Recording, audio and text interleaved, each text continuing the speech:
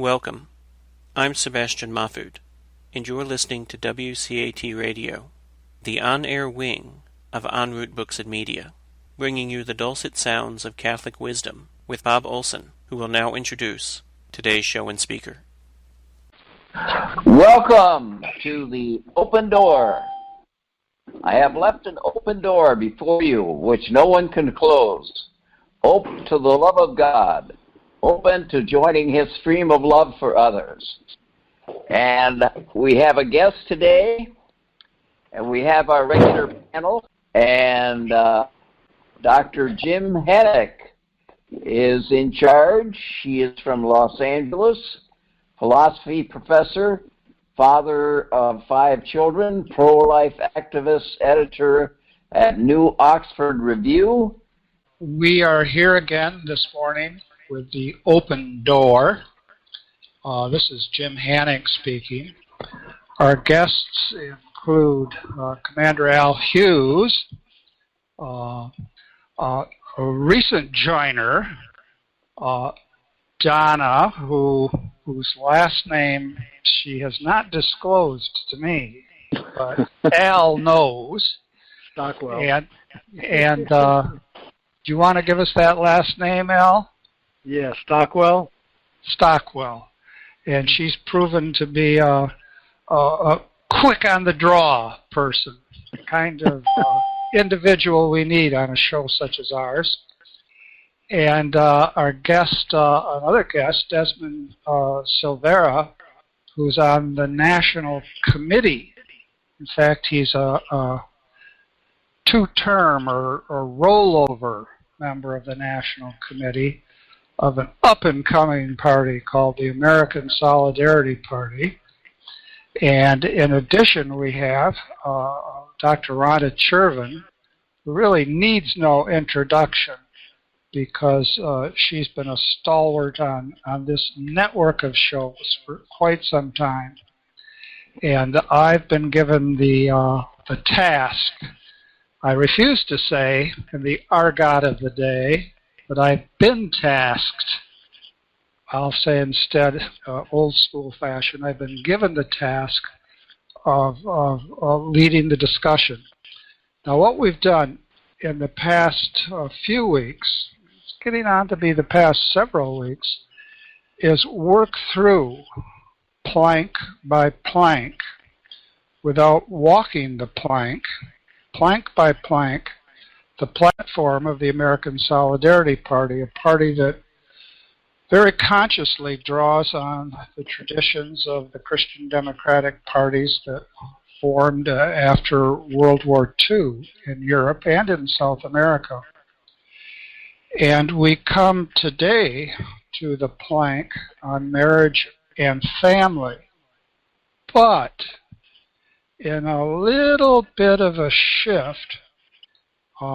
Since Desmond Silvera is with us, and since he's recently put not his big toe, nay, not his big toe, but his little toe, into exploring a gubernatorial campaign for the governorship of the great state, the Bear State, the Golden Bear State of California.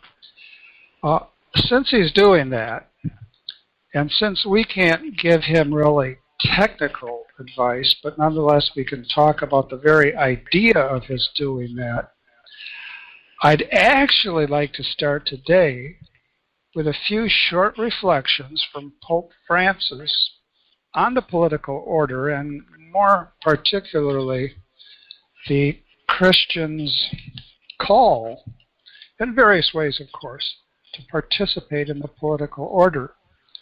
And as we develop from that discussion, then we can turn to something that will be very challenging for any Christian in the political order today, the questions surrounding marriage and family.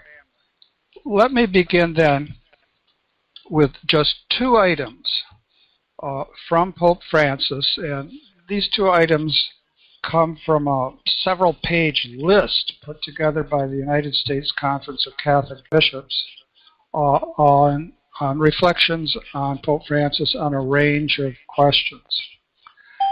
So some of us have this one-page list of comments. And if we do, I'm looking down to the 4th comment. And I want to start with that because I think it has the most connection with other discussions we've had over the past several months. So says Pope Francis,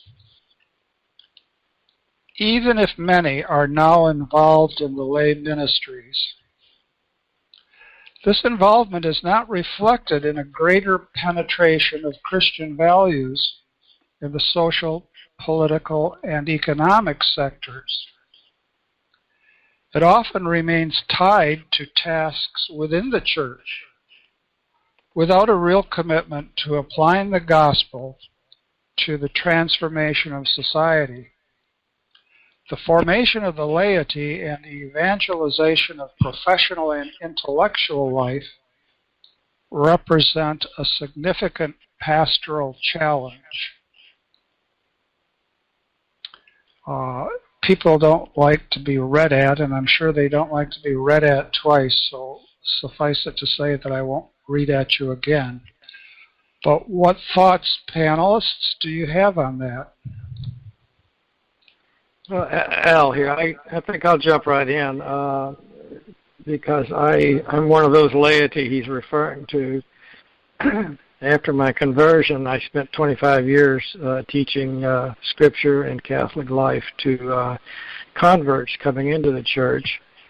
And I think he's right. All of my work has been in the context of the church, except the fact that I am also a writer, and I get my books out as much as I can as a tool to evangelize outside my own particular parish and church family. So I think there's some of that might not be type of work that might not be recognized, but is actually an outreach beyond the church. But that's just one instance. That's just me. All right. Well, your books certainly have to do with penetrating the social sectors of today. Right. Yeah. In fact, I keep a box of those books in my car, and everywhere I go, if the opportunity comes up, I do a little off the cuff evangelization. Or is it off the stool evangelization, Al? Well, I hadn't been in the bar. Well, as a matter of fact, just you bring that up. Tactical error. Now you're in trouble. My very best evangelization does happen at the bar. And he's not talking about the American Bar Association. No, I'm not. All right. Now, Donna, I'm always looking for a target. Donna, I think that perhaps you know Al better than some of us do. Would you have any comment on this remark of Pope Francis? No, I don't. You think you can get away with that? Yes. Well, I do. All right, Rhonda. Okay. The way I interpret this, and it was a pretty new idea to me until I began to read the social encyclicals of all the different popes, including the ones of John Paul II especially, because I was very interested in him. But the whole idea, see, what it seems to me we were doing in some of us were doing. Okay, we give money to Mother Teresa's nuns to help the poor. But at the same time, there might be in our own country very unjust social institutions where through politics we could be protesting those type of things, such as tiny wages for immigrants who were then in some cases sent away, right? They called the migration officers just before payday to get rid of the workers so they didn't have to pay them. So the same person, a Catholic, say, in a parish in California, I lived in California for 30 years, so it's very, I have a lot of examples from there. So the same Catholic that's going to Mass every Sunday and giving money to the poor through the church and the bishop's collections, et cetera, is participating in some very unjust fixed social institution and not considering that that's a contradiction, see? So that's what's on my mind when I hear those words of the Pope. Given your example, I can't help but think of an injunction from the Old Testament. I wish I knew exactly what the source was. It could have been one of the minor prophets, but the statement is pretty close to this. If you have day laborers working for you, you pay them at the end of each and every day. Do not withhold the wages of those who are working for you, and pay as you go, rather than have them work and conveniently absent yourself. So this is something that's built right into the whole biblical message.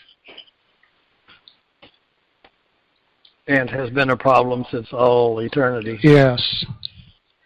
Well, let me read one more, and then I'm going to ask Desmond what he thinks as somebody who's putting his big toe in the political pond, except it's no pond, is it? This is the last one, bottom of the page. In the face of a culture of lawlessness, corruption, and conflict, you are called to dedicate yourselves to the common good. That's a key term for the Solidarity Party. You are called to dedicate yourselves to the common good. Also, through the service to people, called politics. This, as Blessed Paul VI affirms, is the highest and most effective form of charity. If Christians were to disengage in their direct involvement in politics, it would betray the mission of lay faithful called to be salt and light in the world, always in this kind of presence. Now, just one or two glosses here. Paul VI says it is the highest and most effective form of charity, referring to politics.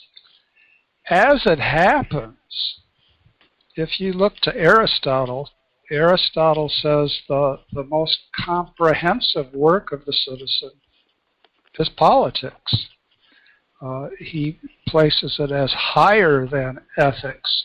Now, that's in part because the terms are used in different ways, but not so different ways as to not make it pretty clear that there's a direction that reaches all the way back to Aristotle in this claim that the highest and most effective form of charity is politics.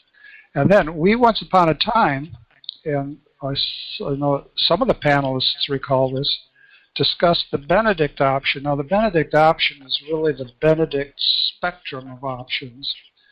But there are those who are connected with that that would say that we ought to disengage in direct involvement in politics.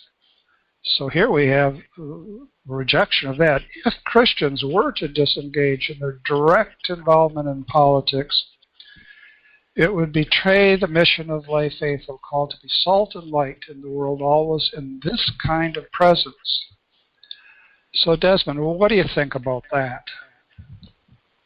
I think that it's the duty of all the faithful to engage in politics as their civic duty and as a means of passing our values on to others. Okay, I can hardly hear what you're saying, and I want very much to hear it. Could you speak a little louder? Yes.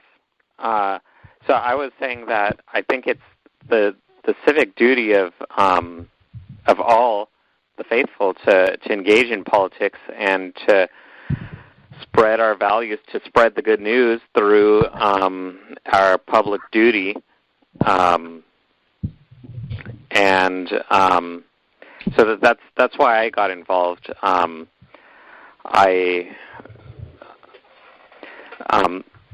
wasn't happy with the way things were going. I think that things have been going in the wrong direction for quite a while. So instead of relying on others to take care of the problem for me, I decided to get more involved over the past year and a half in the American Solidarity Party. And I should be clear that I haven't for sure decided to start a political campaign for office, for me running for office, but I'm in the exploratory stage at the moment to find out if there's enough interest behind a potential candidacy, and if there is, then I'll move forward. He's willing to be tempted.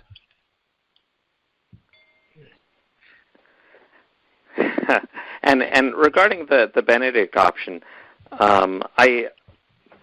the way I see it is that some people want to put up a barrier between outside influences into their lives, and that is a very legitimate strategy, but I think that checking out of politics and the way we can influence others is a bad mistake. I think that we need to continue to evangelize the world and do our best to make the world a better place instead of isolating ourselves. Yeah. Now, this is Al. I think we're tiptoeing into a false dilemma here to say that it's either politics or the Benedict option. The truth is, historically, the original Benedict option formed a base of operation, if you will, called a monastery, and the word went out from there as an act of politics in their time. And so to say that we have to either be politicians or Benedictines that's a false dilemma. There's also the option for both, either or and both. And I think the Benedict option does sound like, I think we're going to wind up there if things don't change soon. But not as a refuge in a castle with the drawbridge closed, but as a center of learning from which we go out to the great unwashed. Let me read, because you used that eloquent phrase, the great unwashed. I pass over in silence your deep redneck roots. Let me read just one more item from this list, and it's the next to the last item. People in every nation enhance the social dimension of their lives by acting as committed and responsible citizens, not as a mob swayed by the powers that be. Let us not forget that responsible citizenship is a virtue, and participation in political life is a moral obligation. So that's very much a demand. Yes, but there are levels of involvement and obligation depending on the gifts and the talents and the interests of individuals.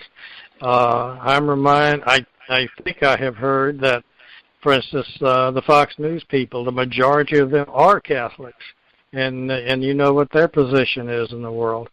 Many of our congressmen and senators are Catholic because that is their natural bent, and Desmond just might be joining that society of great politicians. But not everyone is attuned to that, interested in it, or even capable of it. And yet we do all respond so long as we vote. and as long as we provide that at least minimal amount of participation in politics.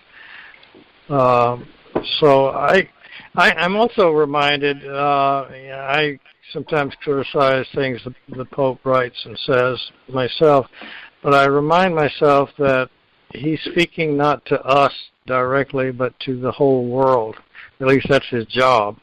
And so sometimes he will say and do and recommend things that don't quite fit our own circumstance, but certainly fits the circumstance in some other countries. So we have to read carefully how we apply words like this to our own culture. Let me make an application point here. Desmond, in his very exploratory and very thoughtful approach to becoming the governor of the state of California,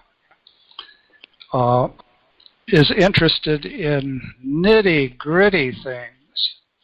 And one of the nittiest and grittiest is whether or not he could get a minimal amount of financial support. It costs some money to get on the ballot. It costs some money to get the message out. That might be a level of participation that a great many of us could aspire to. Is that too crass, Desmond, the way I phrased that? I'm not sure. My understanding is that it does take about $3,000 to get onto the ballot. So I'm not in pursuit of a high stakes campaign where I'm going to do lots of advertising. It's going to be modeled after the Mike Matern campaign, where it was all done on a shoestring budget. The only money that was expended during that campaign was the money to get on the state ballots. Everything else was social media and word of mouth, really. But his presence was known. Yeah, so for instance, would you be putting up a notice on the American Solidarity Party website that sends out messages very often asking for contributions to your campaign? Well, I've been working it out with the California State Committee and the National Committee to in this exploratory process to determine whether a gubernatorial campaign would be worth the cost of ballot access. At the moment, we're determining whether the potential to spread news of the party might be worth it, and we're also determining whether there might be enough interest from our California members and our members nationwide in such a campaign. Reaching all the way to Corpus Christi, Texas, right? But you're saying that the start-off minimum figure is $3,000. I think so. Now that's about as modest as it gets. I've chosen Skylar Kovich as my campaign manager, and he knows campaign legal requirements better than I do, so he's in process of looking into that. It may be the case that a combination of signatures and money could reduce the financial requirement. So if what he says is right, it's either 3,000 signatures, $3,000, or a combination of both. That seems doable, more than doable. I think so. I just can't do it on my own. No. I'm not sure if I'm not sure who all knows, but I've got a full-time job. I've got 8 kids, and my wife is pregnant as well. And I've just a month ago had open heart surgery, so I have a lot going on and wouldn't necessarily be able to go door to door collecting signatures. Well, that's why a radio show like this could be helpful. Yeah. I think. Now, this is just a sidebar, and I don't mean to distract anyone. We have another member, another stalwart, Ed Rushman, who is in Orange County, and he's done some lobbying for the California Catholic Conference in the past. Very energetic fellow. What pops up on his Facebook just yesterday? Did you happen to see this, Desmond? I did not know. All right, this is worth checking in. It's one of these items where you can click on a triangle and you get a video clip. It features Ed on the trapeze. Not quite a professional circus trapeze, but way bigger than any trapeze I've seen apart from that. And he swings out on the trapeze and makes it safely back to his perch. And just to show you the capacities for campaign electrification, he's immediately followed by his wife, who swings out on the trapeze back and forth 2 or 3 times and then back to the perch. And this makes for an unusual Facebook posting. Some wag, whose name will go unmentioned, commented, "Unauthorized. What will happen if CNN gets hold of this?" And I don't know what improprieties Desmond might be thinking of engaging in, but as he moves forward, I'm sure he'll be cautious. Well, aside from that, let's turn now to a test case, a real serious test case, and frankly, it's been a matter of debate within the party as well. No surprise. It's the plank on marriage and family. And this is a test case in several different ways. One way, and this is something we've spoken about several times, is how forthright to be and how to be prudently forthright. And so I'll do the usual. I'll read the first paragraph, which is short, and then one by one I'll go through the 6 bullet points. Last week we only had 2. So it begins as follows. We recognize that the family is the fundamental unit of every human society. This natural social arrangement both precedes the state and has rights and responsibilities independent of it. We respect the central role of marriage in fostering lasting family ties and strong communities, and believe that the effectiveness of marriage in ensuring the well-being of the next generation depends on the norms of monogamy, sexual exclusivity, and permanence. That's the preamble. Now, Don, everybody knows that you're there. Everybody knows that you took advantage of the only buy that's allowed panelists. And, and so, no one is asking you to get on a trapeze here. We've only indirectly asked for your money. But let me directly ask for your initial tentative responses to this paragraph. I agree with all of it. I personally wish that, even including the bullet points, that it was more out there, it was more available years ago. I mean, I think the paragraph and the bullet points are spot on. All right. We've taped that extra. You might see it on television.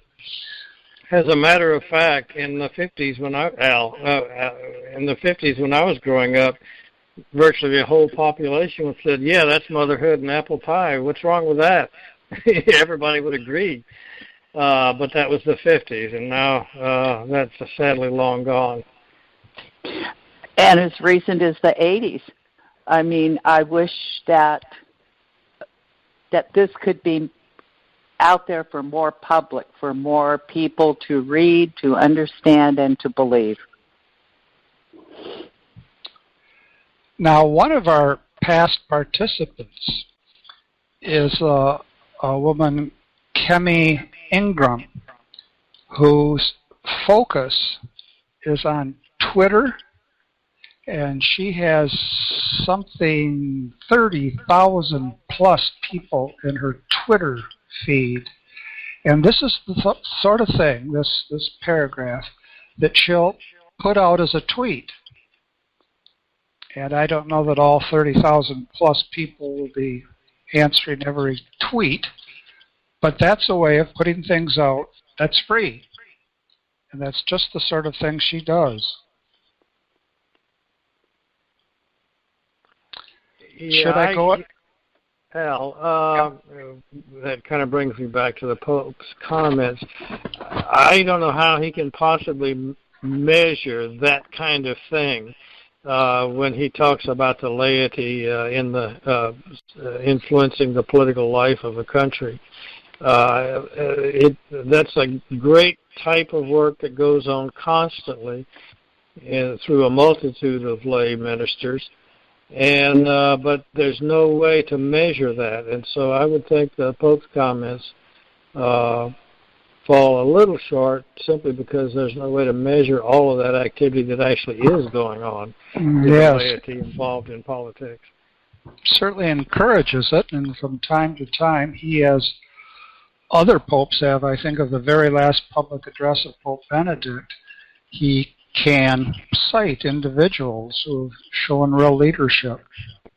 Yeah, but then again, he has to speak to the world, not to one country, and there probably certainly are countries where, yeah, exactly what he proposes or sees is actually the case. So I don't mean to over criticize.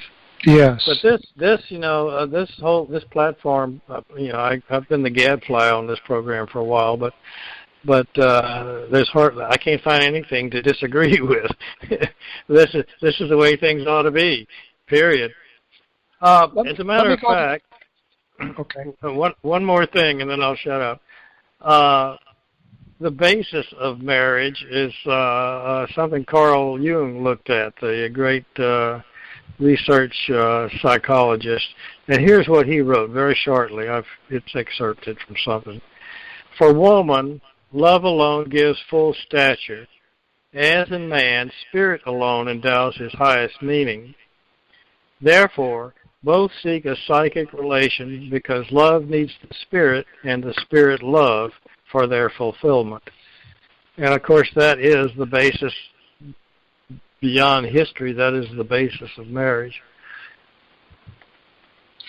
John Paul II introduced the term integral complementarity to specify or to point to the ideal union of man and woman, a kind of integral complementarity. It wouldn't be that women do X, Y, and Z and men do A, B, and C, but that men and women, at least some, will do A, B, and C and X, Y, and Z and do them in distinctive ways. And it's very interesting that Thomas Aquinas insists that, fast forward to the resurrection and life of the world to come, that there is a distinctive masculinity and a distinctive femininity on the part of the resurrected human person. And that were that not the case, we couldn't really talk about the resurrected human person, because the sexual dimension is essential to being a human person. Oh, a very interesting way that von Hildebrand used to describe that when this issue first came up, or I brought it up in terms of, I was thinking somehow many Catholics in my time would, even though it says in the creed, I believe in the resurrection of the body, we just ignored this because our whole concept was, well, the soul leaves the body, and, we just weren't very knowledgeable. Okay, so I'm saying something about there won't be any sexual distinctions in heaven. And he looked at me with horror and he said, you mean you think Mary is going to be a man and Jesus is going to be a woman in heaven? Exactly. So a way on the other issue that you just brought up, a way I like to do, and I wrote a book called Feminine, Free, and Faithful about many of these subjects, about feminine and masculine. Anyway, what I have in there is a distinction between role complementarity and quality complementarity, which is the way I like to put it. The role complementarity is the idea, the man is a doctor, the woman is a nurse, the man is the boss, the woman is the secretary, that kind of thing. Whereas quality complementarity is that you will bring the specifically positive, hopefully, feminine traits to whatever you do. So a woman doctor tends to talk more with the patient about her feelings and things like that, say, than the man doctor, and the woman banker will tend to get more into the way that family operates, that they're giving the loan to, stuff like that. Yes. For some reason, you know how a mind wanders. I think of Chesterton's quip. This would be something written in the 19 teens. He says a whole generation of women insisted that they would not remain in the home and be dictated to, and they left en masse to become stenographers. Somebody got that. Yeah, I got it. I love that. I'm very familiar with that. Oh, okay.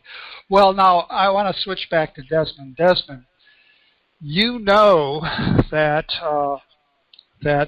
there was a lot of discussion in the platform formulation, and a lot of discussion after this platform plank was put forward, and I haven't even read any of the bullet points, that it was not enough, but not enough for reasons of not being open enough to, what could we say, same-sex unions. Would you like to comment on that? Because if you run for governor, you certainly will be asked to. So within the party, there are certainly people that are on both sides, people that want the party to be very in favor of supporting traditional marriage, and others want to be accepting of other types of unions, and preferred silence on on any kind of support of traditional marriage. Or vice versa. Well, what do you mean by that? Silence on any kind of recognition of civil unions, same-sex unions. Yes, correct. So there was this worry that the platform would come down to silence. And how was that addressed? Well, the way the vote during the convention took place was that if this marriage plank weren't endorsed by a certain threshold of the party, I think it was a simple majority, 50%. I think it was 60, wasn't it? Wasn't it 60%? Oh, you know what? You're right. You are correct. 60%. Then we would just be silent on the issue of marriage entirely. But we the plank was worded with broad enough appeal that we got good support, and it doesn't within the plank. There's no explicit condemnation of same-sex marriage, but we also removed the words traditional marriage. I think it's still largely supportive of the status quo conservative definition of marriage, the historic definition, and I'm content with the way it turned out. There's still certainly quite a bit of disagreement among others, people that would have liked it to be either more accepting or condemning, either way. So there was some political hard work there, true? That's my understanding. I myself was not on the platform committee, but within the party there was quite a lot of tension and bickering. And I suspect, for better or for worse, you'd find the same thing in the average Catholic parish. Probably. I would have. I was quite surprised at the amount of contention that there was, but I guess that's human nature. Mm-hmm. Well, this raises the question which I keep bringing up, is if you're going to say we don't want to specifically have this party identified as Catholic or Christian even, as such, we want it to be based on natural law, but that assumes that people agree on natural law ethics on these kinds of propositions involving gay marriage, for instance, like same-sex marriage. And they don't necessarily. Yes, I agree. That's the toughest part of it. It seems to me it's a wider problem than. I would love to see a session on the show where we talked about that wider issue more. The issue of marriage or the issue of trying to build something on the basis of natural law? The thing of we all, and probably everyone who's interested in this thinks that natural law ethics is very good.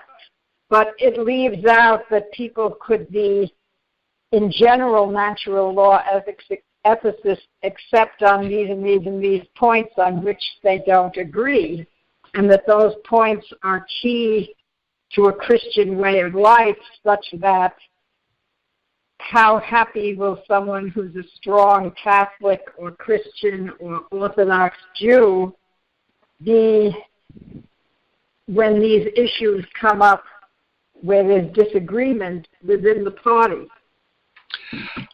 It's occurred to me, Rhonda, that what we might do is when we finish working through all of the planks, revisit issues that have seemed to us to be especially pressing. And that could certainly be at the top of the list. Okay, work through very everything once and then go back and dig deeper on selected issues. Well, that's a good idea. Okay, I'll go wait patiently. We are getting close, though, to completing the platform. Well, I don't want to be at a loss for words. So I might look down to the third item on the bullet points. This is something that's in the courts right now in many places. Bullet point number 3, laws that protect religious institutions, small businesses, and private individuals from civil or criminal liability for refusing to participate in activities contrary to their belief in marriage as a secure union of one man and one woman. Now, the one man and one woman suggests that that's what we're talking about throughout, but it does no more than suggest that. And there are lots of court cases on this sort of thing right now, and I'm sure that they would get no support, well, the plaintiffs would get no support from the Democratic Party. I'm sure that there would be support from members of the Republican Party, though.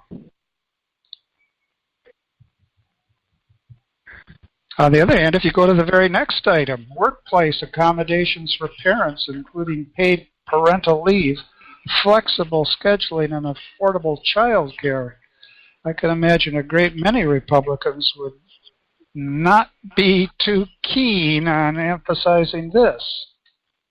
Depends on who pays for it. Mm-hmm. That might be a Republican response, for example. Yeah, who's going to pay for that? Yeah, right. Yes, well, perhaps the people that shouldn't have to pay for it are parents who are interested in stable and healthy marriages that prove to be the fundamental unit of every human society, which unit everyone in the society has some responsibility for. That was a dig. Did you get that, Al? Did you get that? That was a dig. No, I was already planning. I was already planning my repartee. Oh. I think we're back to the problem I kept bringing up in earlier weeks, and that is this dance around an avoidance of declaring oneself as a Christian party. If you did, I think you'd be a lot smaller and also a lot stronger. Well, just in terms of, questions involving the family, I think many businesses, for instance, would be happy to put in daycare at the business office and in the big building where the offices all are, et cetera, if they're thinking someone wants to have 1 or 2 children max. But if, to be personal about this, if you're going to have 8 children, that's a lot more expensive, right? So, we could be in a situation where when somebody is being hired, the woman or the man nowadays, since people, the whole politically correct thing is to say we are pregnant even though the woman has the baby in her womb, which I find very funny. But I'm glad you're pregnant, spouse. So how about a little nausea to prove that you're pregnant? Okay, but leaving aside that sort of thing, you see what I mean is so the way that would probably be accommodated is people could be asked when they're being hired, how many children do you hope to have? Let's say they're newlywed. And then if they seem to want a large family, some excuse would be made not to hire them. So, I don't know, this is just a, little example of the problem. Real questions, real problems, and I'm inclined to say that we ought to be really aggressive on those questions. Desmond, this is made to order for you. Yes. So, Lucky you, Desmond. yeah, I do have 8 kids, and I have a stay-at-home wife, so that helps out in that regard.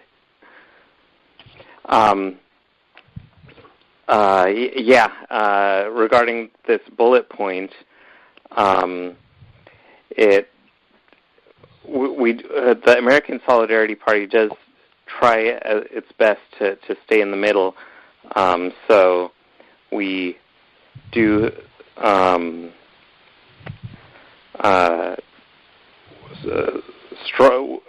the start. We've had a very strong support for religious liberty. People should be able to opt out based on their genuinely held religious convictions. And again, being in the center, part of the support for marriage is having social supports that support the family. And this isn't support by supporting the family. We're supporting societies. People having kids is to society's benefit. As you look at Europe and Japan, where the birth rate has fallen to a point that the society isn't being sustained, those places are in trouble. And they've, from what I've heard, they're over there. They're offering much higher financial incentives to give birth. The idea of more paid family leave and stuff like that is pretty modest compared to some of the other plans that I've heard going on elsewhere. Yeah, it's a fact that the Europeans are putting themselves out of business. They're just not having enough kids, and it's becoming a global problem. But then if everybody is for free love and nickel beer, that's the natural result. Yeah. This debate is very much a debate within the church. I can't think of the proper name, but there's a Pontifical Institute for, perhaps Family and Marriage are the title, I'm not quite sure. Maybe Population is in the title. And there are those bishops, archbishops, and so forth within the church who really don't have any strong objection, as far as I can tell, to social pressures on families to cut back on the number of children. And they look to particular passages in particular teaching documents. And this is the sort of thing I think that we can expect in practically every sphere for centuries to come. Really, for centuries to come. And I think a key foundational thing here, and Desmond certainly touched on it, was if we're going to talk about, as Catholics, social justice, we begin with talking about the integrity of the family and support for the family. That's the first unit of society, and it makes no sense at all to talk about social justice people versus family, pro-life people. The two are conceptually wholly integrated, and the family is the foundation of society. But I don't think you find that spirit in either of the parties, not even close. And that's why, however much work the American Solidarity Party has to do, even if we're only the rivulet of the future, not the wave of the future, I think all our effort is well directed towards developing the Solidarity Party or something very much like it. Bravo. Amen. How about a Christian party? Well, we recall that just last week, Al Hughes, just last week, at the mention of Jewish support for our fundamental ideals, you said, and this is nearly a quote, and that's as close to a quote as I ever get, nearly a quote, that you were arguing against yourself and that we had to be broader than simply Christian. Do you or do you not remember that exchange? I don't remember saying that. Who said that? That's why it's so important that we tape each of these discussions. Donna, did you? Oh, well, they're archived, so you can find this if you want to pursue it. You might be referring to my contact, my little Sally, that as a Jewish convert from an atheist background to the Catholic Church, religious persecution most Jews think of in relation to Christian persecution of them. Yes, and on this occasion, I think we should say to our fathers and mothers in the faith, may your fasting be easy, which is a traditional greeting on Yom Kippur among Jews who fast on the Day of Atonement, the most solemn day of the Jewish year, namely today. But at any rate, I'm sure we'll also revisit this question as well, and maybe that could be on our list of, when we finish the platform and its various planks, issues to look at in more detail. Now, it seems to me, and I'm looking at a marvel of modern technology, to wit, this machine computer that is 858, and I think it's time for last words on the part of whoever has last words, and then a prayer, and Rhonda is one to lead us here, I think. So, sure. Well, we thank you for this. We thank you for this really invigorating session. We thank you for being able to use the media to connect with people far away from ourselves, whose wisdom and insights we respect. Help us to learn from one another, and please help any candidates of the American Solidarity Party to receive whatever they need of support to continue. Amen. Amen. Amen. Thank you, everyone. Looking forward to next week. Same time, same station. God bless. Amen. We hope you enjoyed the program and will join us back for another show on WCAT Radio. This is Sebastian Mahfood. Good day.